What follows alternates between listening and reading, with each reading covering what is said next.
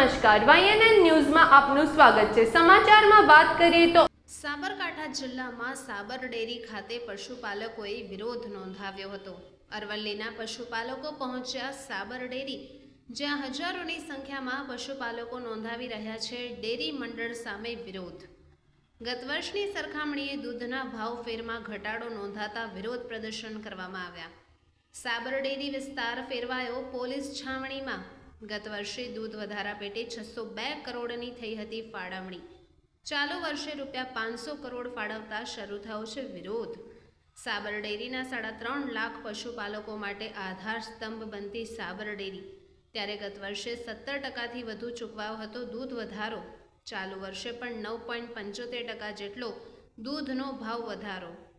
SOG, LCB સહિત PSI, PI, DySP police બંદોબસ્તમાં ગોઠવાયા। Reporter Bharat Singh Rathod, Sabarkantha.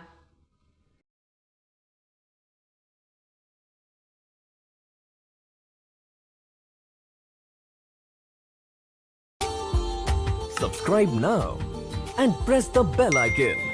Never miss an update.